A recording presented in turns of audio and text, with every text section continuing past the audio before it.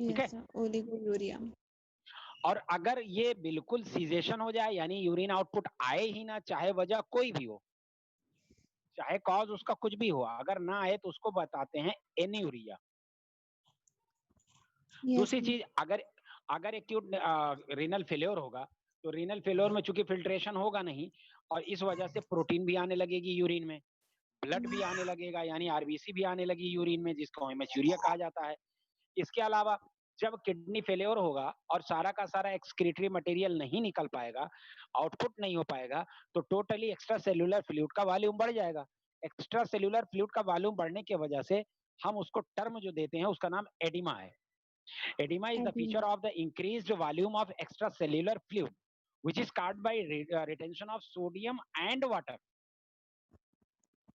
ठीक है, sodium and yes water के रिटेंशन के वजह से एक्स्ट्रा सेल्यूलर फ्लूइड का वॉल्यूम बढ़ जाएगा, इस वजह से एडिमा हो जाता है। ठीक है। यस। दूसरा आता है हाइपरटेंशन। हाइपरटेंशन भी उसी वजह से होगा कि जब काम नहीं करेगा ब्लड प्रेशर बढ़ेगा, ब्लड प्रेशर बढ़ेगा तो आर्टेरियल प्रेशर बढ़ता है, और इस वजह से टोटल सर्कुलेटरी आर्टेरियल प्रेशर बढ़ जाता है। इसका कॉम्प्लिकेशन होता है कि काम नहीं करेगा तो ये creatinine one urea uric acid blood में सर्कुलेट करेगा, ब्लड में सर्कुलेट करेगा तो वो ब्रेन की सर्कुलेशन में जाएगा, ब्रेन में सर्कुलेशन में जाएगा तो न्यूरॉन्स डैमेज होंगे, और जिसके वजह से पेशेंट कोमा में और with in 10 to 14 days death भी हो सकती है। ठीक है। Yes sir. इसके बाद आता है chronic renal failure. Chronic renal failure long standing होता है, प्रोग्रेसिव होता है, इरिवर्सिबल होता है, यानी जितना कुछ अगर गड़बड़ हो गया तो वापस रिवर्सिबल नहीं होता। ठीक है, तो इरिवर्सिबल हुआ, यस सर। लॉन्ग स्टैंडिंग हुआ, प्रोग्रेसिव होता है, और इसका जो मेन कॉज होता है उनमें ऐसी चीजें होती हैं जो धीरे धीरे होती हैं, बढ़ता रहता है, और वो धीरे धीरे किडनी के नेफ्रॉन को डैमेज करती रहती हैं। कॉज में सामने आपके लिस्ट है, क्रॉनिक नेफ्राइटिस है, पॉलीसिस्टिक किडनी डिजीज है, रीनल कैलकुलाई, किडनी स्टोन आप बहुत मशहूर है, जानते हैं। यूरेथ्रल कॉन्स्ट्रिक्शन का मतलब होता है कि जो यूरेथ्रा है, यूरेथ्रा में अगर कॉन्स्ट्रिक्शन होगा यानी सिकुड़ जाएगा तो ब्लैडर में फुलनेस आ जाएगी, ब्लैडर में फुल हो जाएगा तो यूरेटर पे असर आएगा, यूरेटर पे जब असर आएगा तो टोटल गोलोमेरुलो नेफ्राइटिस होगी, यानी किडनी की सूजन बढ़ जाएगी, किडनी में एडिमा होगा, और इस वजह से धीरे धीरे किडनी रीनल फेल्योर की तरफ जाएगा। ठीक है। Yes sir. और अदर काज में आता है हाइपरटेंशन, एथेरोस्क्लेरोसिस, ट्यूबरकुलोसिस, इन सब चीजों से क्रॉनिक रीनल फेल्योर की प्रोग्रेसिवनेस या चांसेस बढ़ जाते हैं। फीचर क्या होगा? फीचर में आता है यूरीमिया। यूरीमिया का मतलब हुआ कि ब्लड में excess accumulation of end product, जो प्रोटीन का मेटाबॉलिज्म है, यूरिया, नाइट्रोजन, क्रेटिनिन, इन सब का एक्युमुलेशन ब्लड में होने लगेगा, और जब ये चीज ब्लड में होने लगेगी तो सेंट्रल सर्कुलेशन में जाता है। इसलिए ब्लड चूंकि हर जगह है, इसलिए ब्लड के सेंट्रल सर्कुलेशन के जरिए पूरे बॉडी में जाएगा, और इसको कहा जाता है यूरीमिया। हम लोग इसको कहते हैं भैया पेशाब के नली के जरिए पहुंचा और जहरबाद हो गया। जहरबाद का मतलब होता है जब सेंट्रल सर्कुलेशन में आ जाए। ठीक। Yes sir. दूसरी चीज है कि एच प्लस का सिक्रीशन करने की जिम्मेदारी किडनी की है। जब किडनी फेल्योर में जाएगा तो एच प्लस का सिक्रीशन नहीं होगा, जब एक्स प्लस का सिक्रीशन नहीं होगा तो ब्लड में आएगा, जब ब्लड में आएगा तो एसिडिटी बढ़ेगी, जब एसिडिटी बढ़ जाएगी तो हम उस कंडीशन को कहेंगे कि यूरीमिया के वजह से, जैसे यूरिक एसिड, कार्बोनिक एसिड, इन सब की वजह से एसिडिटी ऑफ द ब्लड बढ़ जाएगी, और हम कहेंगे कि एसिडोसिस हो गई। Yes sir. दूसरा एडिमा होगा, जैसा कि अभी हमने बताया, एक्स्ट्रा सेल्यूलर फ्लूइड का वॉल्यूम बढ़ेगा, ब्लड लॉस होता है, गैस्ट्रोइंटेस्टाइनल ब्लीडिंग होती है जिसकी वजह से प्लेटलेट डिसफंक्शन हो जाते हैं। एनीमिया होगा क्योंकि जब किडनी फेलियर में होगा तो एरिथ्रोपोइटिन और थ्रोम्बोपोइटिन का सिक्रीशन नहीं होगा, इस वजह से माइक्रोसाइटिक, नार्मोक्रोमिक, नार्मोब्लास्टिक एनीमिया होगा। ठीक है। Yes sir. हाइपरपैराथायराइडिज्म होता है, आप जानते हैं calcitriol, calcitriol is the name of yes sir. 125 dihydroxy cholecalciferol. ये एक ऐसा हार्मोन होता है जो absorption of vitamin D3 calcium. Absorption of calcium के लिए जिम्मेदार होता है। अगर ये नहीं रहेगा तो कैल्शियम का एब्जॉर्प्शन नहीं होगा। रिजल्ट ये होगा कि डेफिशिएंसी हो जाएगी कैल्शियम की, और जीआई ट्रैक्ट से आने वाला कैल्शियम पूरा का पूरा उसी तरह निकल जाएगा। रिजल्ट होगा ऑस्टियोमलेशिया।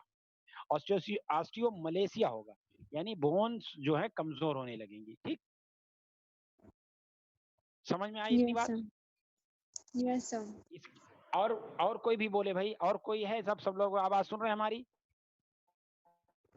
सर ये जो कैल्सिट्रायोल है ये विटामिन डी में पहले कन्वर्ट होगा ना, उसके बाद फिर कैल्शियम का एब्जॉर्प्शन करेगा इंटेस्टाइन से, है स्किन में ना? अल्ट्रावायलेट रेज पड़ती हैं, जब स्किन पर अल्ट्रावायलेट रेज पड़ती हैं तो वो सबसे पहले विटामिन D3 इनएक्टिव फॉर्म में जो होता है उसको विटामिन यस D3 को एक्टिव फॉर्म में बदलता है, vitamin D3 active form. Vitamin D3 active form जाता है लिवर में, वहां पर कॉम्बिनेशन होता है, केमिकल रिएक्शंस होते हैं। उसके बाद पैराथायराइड हार्मोन के प्रेजेंस में विटामिन D3 जो एक्टिव फॉर्म में होता है वो बनता है 125 डाई हाइड्रोक्सी कोले कैल्सिफेरॉल, जिसका दूसरा नाम है कैल्सिट्राइऑल। कैल्सिट्रायोल। अब ये कैल्सिट्राइऑल जो किडनी से सिक्रीट होगा, उसके बाद सिक्रीशन के बाद वो जाता है जीआईटी में।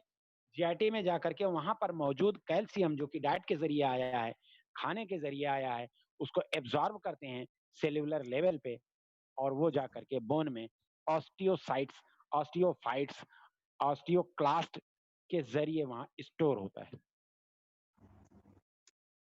Yes sir. और किसी का कोई सवाल और है?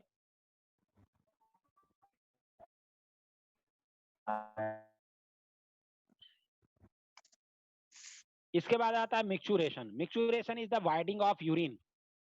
वाइडिंग का मतलब है पेशाब करना। Micturition is a process by which urine is voided from the urinary bladder, यानी यूरिनरी ब्लैडर से पेशाब को निकालना, इसी को कहते हैं पेशाब करना। ठीक है, इसी को कहते हैं मिक्सचुरेशन। सर एक क्वेश्चन है। बोलो। सर वो जो रेनिन जो है, रेनिन सिंगल एन वाली रेनिन जो है जी, उसका जब ब्लॉकिंग हो जाएगा, उसका प्रोडक्शन का जब ब्लॉकिंग हो जाएगा एक्स्ट्रा ग्लैंडुलर स्टेज में, मतलब कि जब ये और उसमें क्या क्या इफेक्ट है? उसमें एक क्वेश्चन है, उसमें रेनिन का जब ब्लॉकेज हो तो उसमें क्या कि एनए ट्रांसपोर्ट जो होता है डिस्टल ट्यूब्यूल और कलेक्टिंग डक्ट में, उसमें क्या इफेक्ट है सोडियम का ट्रांसपोर्ट पे? तो सोडियम का हम ये कह रहे थे सर। बोलो बोलो। उसमें कैसे इफेक्ट, उसमें इफेक्ट जो है कैसे पड़ेगा ये? हमको तो लगता है उसमें सोडियम इफेक्ट का नहीं पड़ना चाहिए रेनिन का। नहीं, सोडियम का ट्रांसपोर्ट, सोडियम का रीएब्जॉर्प्शन, सोडियम के सिक्रीशन में एल्डोस्टेरोन का काम है, रेनिन का नहीं। रेनिन का काम है ब्लड प्रेशर को बढ़ाना। हाँ, लेकिन यहाँ पे एक चीज ध्यान रखना है कि एल्डोस्टेरोन और रेनिन काम दोनों करते हैं, लेकिन एल्डोस्टेरोन का मेन काम है सोडियम और पोटेशियम और क्लोराइड का रीअब्जॉर्प्शन या सिक्रीशन, जबकि रेनिन का काम है एंजियोटेंसिन के साथ मिल करके ब्लड प्रेशर को मेंटेन करना। रेनिन प्लस एंजियोटेंसिन मिलकर ब्लड प्रेशर मेंटेन करना। हाँ हाँ हाँ सर, सही है। रेनिन जो भी एंजियोटेंसिन में फिर उसको वो रेनिन एंजियोटेंसिन सिस्टम कहा जाता है। टेंसिन। हाँ, तो उसमें जैसे कि फिल्टर में जीएफआर में फिल्ट्रेशन हो रहा है, रेनिन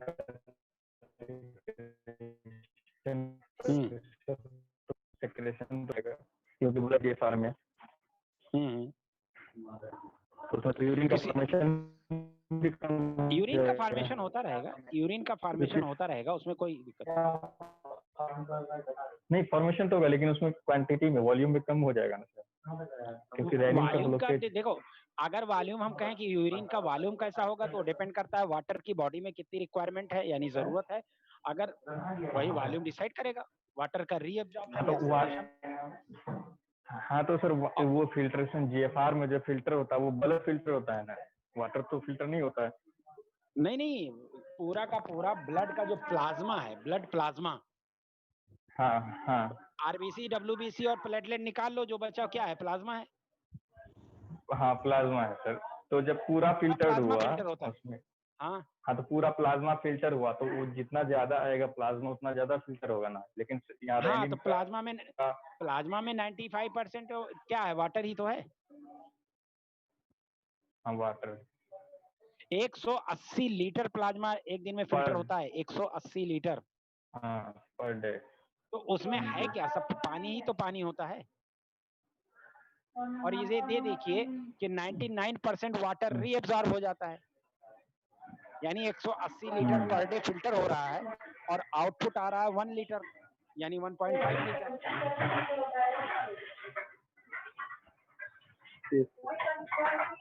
और किसी का कोई ठीक है सर, सवाल? हमको और एक बार और अच्छे से मतलब कि उसको फ्रेम करके फिर पूछेंगे क्वेश्चन बाद में कॉल करके। हाँ ठीक ठीक। किसी का और कोई सवाल है भाई? अच्छा सर एक चीज और है कि जैसे कि हाँ पूछो। मतलब ये ग्लोमेरुलर कैपिलरीज जो है, हाँ ग्लोमेरुलर कैपिलरीज और सिस्टमैटिक ऑर्टा, इस दोनों में प्रेशर ज्यादा किसमें होगा? हाँ प्रेशर जो है किसमें होगा सर? हाँ, ऑर्टा और ग्लोमेरुलर कैपिलरीज में? हमेशा ऑर्टा में ज्यादा होता है। ऑर्टा बड़ा होता है, ऑर्टा को कहते हैं एब्डोमिनल ऑर्टा। तो ऑर्टा तो वो आर्टरी से भी बड़ा होता है ना, ऑर्टा में तो और ज्यादा होगा जी।